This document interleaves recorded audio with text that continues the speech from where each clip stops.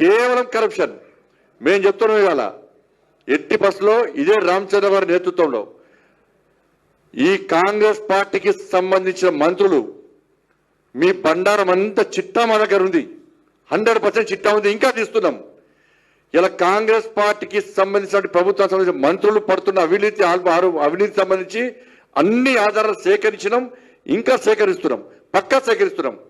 వీళ్లకు కొంతమంది ఐఏఎస్ అధికారులు వీళ్ళకి చెంచాగిరి చేస్తూ మధ్యవర్తిత్వం వహిస్తూ వారు సంపాదించుకుంటూ వీళ్ళకు ఆదాయాలను కూర్చిపెడుతూ ఏ విధంగా అక్రమాలు పడిపోతుందో వాళ్ళ రిపోర్ట్ కూడా ఉంది, వాళ్ళ రిపోర్ట్ కూడా మా దగ్గర ఉంది. పక్కా ఒక్కొక్క మంత్రికి వ్యతిరేకంగా పక్కా ఆందోళన చేపడతాం. మేము వాళ్ళ నియోజకవర్గాలు తిరగకుండా చేస్తాం, వాళ్ళ ఇండ్లను ముట్టడిస్తాం, వాళ్ళ కార్యాలయాలను ముట్టడిస్తాం, వాళ్ళ అవినీతి బండారం అంతా కూడా సమయం చూస్తున్నాం.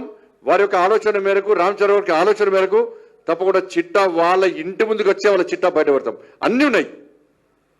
మీరు ఎవరో దగ్గర కమిషన్ తీసుకున్నారు, చాలా మంది మంత్రుల విషయంలో వచ్చి మాకు చూపడిన ఆడియో రికార్డులు కూడా ఉన్నాయి మా దగ్గర.